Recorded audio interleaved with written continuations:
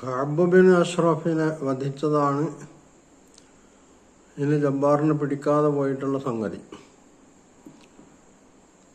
Kaab bin Ashraf ഒരു യഹൂദ നേതാവായിരുന്നു. നബി സല്ലല്ലാഹു അലൈഹി വസല്ലമ കഅബ് ബിൻ അഷ്റഫിനെ കൊല്ലാൻ വേണ്ടി ആളുകളെ പറഞ്ഞയച്ചു. അവർ കഅബ് ബിൻ അഷ്റഫിനെ കൊന്നു. ഇതാണ് ജബ്ബാറിനെ പിടിക്കാതെ പോയിട്ടുള്ളത്. ഇവിടെ രണ്ട് കാര്യം ശ്രദ്ധിക്കേണ്ടതുണ്ട്. ഒന്ന്, മദീനയിൽ നബി സല്ലല്ലാഹു അലൈഹി വസല്ലമയുടെ സ്ഥാനം എന്തായിരുന്നു? രണ്ടാമത്, കഅബ് ബിൻ അഷ്റഫിനെ വധിക്കുന്നതിലേക്ക് നയിച്ച സാഹചര്യങ്ങൾ എന്താണ്? ഈ രണ്ട് കാര്യവും പരിശോധിച്ചുകൊണ്ട് തുലനം ചെയ്ത് പഠിക്കുമ്പോഴേ കഅബ് ബിൻ അഷ്റഫിനെ കൊന്നത് ന്യായീകരിക്കാനാവുമോ ഇല്ലേ എന്ന് ഒരു ചരിത്ര വിദ്യാർത്ഥിക്ക് ചിന്തിക്കാനും അത് ഉൾക്കൊള്ളാനും കഴിയുകയുള്ളൂ. നബി സല്ലല്ലാഹു അലൈഹി വസല്ലമയുടെ മദീനയിലെ സ്ഥാനം എന്ന് പറയുന്നത് കേവലം ഒരു പ്രവാചകൻ്റേതല്ല. പ്രവാചകൻ സാധാരണഗതിയിൽ പ്രവാചകനെ നമ്മൾ കാണുന്നത് ഒരു ഉപദേശി എന്ന നിലക്കാണ്. ഉപദേശികളെ സംബന്ധിച്ചിടത്തോളം അവർ ഉപദേശിക്കുന്നു. ഇഷ്ടമുള്ളവർക്ക് സ്വീകരിക്കാം, അല്ലാത്തവർക്ക് തിരസ്കരിക്കാം. ഇതാണ് ഉപദേശിയുടെ അവസ്ഥ എന്ന് പറയുന്നത്. എന്നാൽ നബി സല്ലല്ലാഹു അലൈഹി വസല്ലമ മദീനയിൽ വന്നപ്പോൾ മദീനയിൽ നബിയുടെ സ്ഥാനം എന്ന് പറയുന്നത്, മദീന എന്നത് ഇപ്പോൾ നബി സല്ലല്ലാഹു അലൈഹി വസല്ലം അവിടെ വന്നത് മുതൽക്ക് അതൊരു ഇസ്ലാമിക രാഷ്ട്രമാണ്. അതിനു മുമ്പ് അവിടെ ഭരണ സംവിധാനമില്ലായിരുന്നു. ഗോത്രങ്ങൾ, അത് യഹൂദ ഗോത്രവും ബഹുദൈവ വിശ്വാസികളുടെ രണ്ട് ഗോത്രങ്ങളും, ഇവർ അവരുടെ രീതി അനുസരിച്ച് അവരുടെ ആളുകൾക്കിടയിൽ കാര്യങ്ങൾ കൈയാളുന്നു. അതിനിടയ്ക്ക് ചിലപ്പോൾ അവർ പരസ്പരം കലഹിക്കുന്നു, യുദ്ധത്തിലേർപ്പെടുന്നു. യുദ്ധം ചെയ്ത് മടുക്കുമ്പോൾ അവർ യുദ്ധം നിർത്തുന്നു. ഇതാണ് അവസ്ഥ. എന്നാൽ നബി സല്ലല്ലാഹു അലൈഹി വസല്ലം മദീനയിൽ വന്നതിന് ശേഷം അവിടുത്തെ യഹൂദ ഗോത്രങ്ങളെയും മുസ്ലിങ്ങളെ, മുഹാജിറുകൾ അതുപോലെ തന്നെ അൻസാറുകൾ അടക്കമുള്ള മുസ്ലിങ്ങളെയും ഔസ് ഖസറജിലെ ഇസ്ലാം സ്വീകരിച്ചിട്ടില്ലാത്ത ആളുകളെയും ഒക്കെ കൂട്ടിച്ചേർത്തുകൊണ്ട് ഒരു കരാറിന് രൂപം നൽകുന്നുണ്ട്. ഈ കരാറിൽ ഈ എല്ലാ വിഭാഗങ്ങളും ഒപ്പുവെച്ചിട്ടുള്ളതാണ്. അതനുസരിച്ച് ഓരോ വിഭാഗത്തിനും, വിശേഷിച്ചും യഹൂദർക്ക് അവരുടെ തൗറാത്ത് അനുസരിച്ച് അവരുടെ സിവിൽ ക്രിമിനൽ നിയമങ്ങൾ നടപ്പിൽ വരുത്താനുള്ള സ്വാതന്ത്ര്യമുണ്ട്. എന്നാൽ അന്തിമ വിധി അത് നബി സല്ലല്ലാഹു അലൈഹി വസല്ലമക്കായിരിക്കും. എന്ന് പറഞ്ഞാൽ മൊത്തത്തിൽ സമൂഹത്തെ ബാധിക്കുന്ന പ്രശ്നങ്ങൾ വരുമ്പോൾ അവിടെ നബി സല്ലല്ലാഹു അലൈഹി വസല്ലമയാണ് തീർപ്പ് കൽപ്പിക്കുക. അല്ലാത്ത കാര്യങ്ങളിലാണ് ഇവർക്ക് അവരുടെ നിയമം അനുസരിച്ച് പ്രവർത്തിക്കാൻ സ്വാതന്ത്ര്യമുള്ളത്. മാത്രവുമല്ല, ഈ കരാറിലുണ്ടായിരുന്ന മറ്റൊരു വ്യവസ്ഥ, മദീനക്കെതിരിൽ പുറമേ നിന്ന് ആക്രമണങ്ങൾ ഉണ്ടാവുകയാണെങ്കിൽ അതിനെ ഒന്നിച്ച് നേരിടാൻ മുസ്ലിങ്ങൾക്കും യഹൂദർക്കും ബാധ്യതയുണ്ടെന്നുള്ളതാണ്. മറ്റൊരു വ്യവസ്ഥ അതിലുണ്ടായിരുന്നത്, ശത്രുപക്ഷത്തോട് ചേർന്നുകൊണ്ട് ഈ വിഭാഗങ്ങളിൽ ആരെങ്കിലും വല്ലതും പ്രവർത്തിച്ചാൽ ആ ആളെ ന്യായീകരിക്കുവാനോ തങ്ങളുടെ കൂടെ നിർത്തുവാനോ ആർക്കും അനുവാദം ഉണ്ടായിരുന്നില്ല. ഇതെല്ലാവരും സമ്മതിച്ചാണ് അതിലൊപ്പുവെച്ചിട്ടുള്ളത്. അങ്ങനെ ഇരിക്കെയാണ് മക്കയിലെ ശത്രുക്കളുമായിട്ട് ബദർ യുദ്ധം നടക്കുന്നത്. ഈ ബദർ യുദ്ധത്തിൽ അവരുടെ പല നേതാക്കന്മാരും കൊല്ലപ്പെട്ടു. 70ഓളം ആളുകൾ അതിൽ കൊല്ലപ്പെട്ടിട്ടുണ്ട്. പക്ഷേ ബദർ യുദ്ധത്തിൽ മുസ്ലിങ്ങൾ, നബി സല്ലല്ലാഹു അലൈഹി വസല്ലമയും സഹാബിമാരും അടങ്ങുന്ന മുസ്ലിം സംഘം അവർ ജയിച്ചത് കഅബ് ബിൻ അഷ്റഫിന് ഉൾക്കൊള്ളാനായില്ല എന്നതാണ്. ഈ വിവരം കിട്ടിയപ്പോൾ കഅബ് ബിൻ അഷ്റഫ് പറഞ്ഞൊരു വാക്കുണ്ട്, ബത്നുൽ അർളി ഇൻകാനമാസ മുഹമ്മദ് ഹക്കൻ ഇപ്പം ബത്തുനുൽ അർളി ഖൈറും മിൻ ദഹിരിഹാന. മുഹമ്മദ് കൈവരിച്ചിട്ടുള്ള ഈ നേട്ടം, എനിക്ക് കിട്ടിയ ഈ വാർത്ത ശരിയാണെങ്കിൽ ഇനി ഭൂമിയുടെ മുകളിൽ ജീവിക്കുന്നതിനേക്കാൾ നല്ലത് മരിക്കണതാണിത് എന്ന് പറഞ്ഞാൽ കഅബ് ബിൻ അഷ്റഫ് ഇത് ഉൾക്കൊണ്ടില്ല എന്ന് മാത്രമല്ല, അയാൾ ഇസ്ലാമിനും നബി സല്ലല്ലാഹു അലൈഹി വസല്ലമക്കും എതിരിൽ കലി തുള്ളുകയും അയാളുടെ മനസ്സിലുള്ള ശത്രുത അയാൾ വെളിപ്പെടുത്തുകയും ചെയ്തു എന്നുള്ളതാണ്. അയാൾ നേരെ മക്കയിൽ പോവുകയും മക്കയിലെ നേതാക്കന്മാരുമായി കണ്ട് മുസ്ലിം നബി സല്ലല്ലാഹു അലൈഹി വസല്ലമക്കും സഹാബിമാർക്കും എതിരിൽ, അതായത് മദീനക്കെതിരിൽ യുദ്ധം ചെയ്യാൻ അവരെ പ്രേരിപ്പിക്കുന്നു എന്നുള്ളതാണ് ഒന്ന്.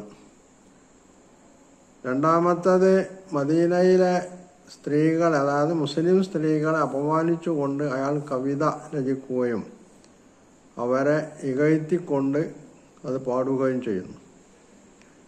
കൂട്ടത്തിൽ നബി സല്ലല്ലാഹു അലൈഹി വസല്ലമയെയും ഭത്സിക്കുന്നുണ്ട്. ഇവിടെ നബി സല്ലല്ലാഹു അലൈഹി വസല്ലമയെ ഭത്സിച്ചു എന്നത് മാത്രമല്ല പ്രശ്നം. ഒരു രാട്ടത്തിൻ്റെ എതിരിൽ ആ രാട്ടത്തിൻ്റെ ഉള്ളിൽ നിന്നുകൊണ്ട് അതും ആ രാട്ടത്തിന് അനുകൂലമായി പ്രവർത്തിക്കുകയും ഒന്നിച്ചു നിന്നുകൊണ്ട് ശത്രുവിനെ എതിരിടുകയും ചെയ്യേണ്ട ഒരു വ്യക്തി രാഷ്ട്രവിരുദ്ധ പ്രവർത്തനങ്ങളിൽ ഏർപ്പെട്ടു എന്നുള്ളതാണ് ചരിത്രം. ഇത് ചരിത്രം വായിക്കുന്ന ഒരു വിദ്യാർത്ഥിയെ സംബന്ധിച്ചിടത്തോളം നിഷേധിക്കാൻ കഴിയാത്തൊരു കാര്യമാണ്. ഈ രീതിയിൽ രാഷ്ട്രവിരുദ്ധ പ്രവർത്തനങ്ങളിൽ ഏർപ്പെടുന്ന വ്യക്തികളെ രാജവംശങ്ങൾ അല്ലെങ്കിൽ രാജഭരണകൂടങ്ങൾ മാത്രമല്ല, ആധുനിക ജനാധിപത്യ രാഷ്ട്രങ്ങൾ പോലും എങ്ങനെയാണ് കൈയാളുക എന്നുള്ളത് നമ്മൾക്കറിയാവുന്ന കാര്യമാണ്.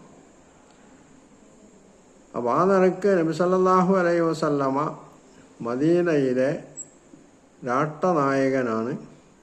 അദ്ദേഹം അവിടുത്തെ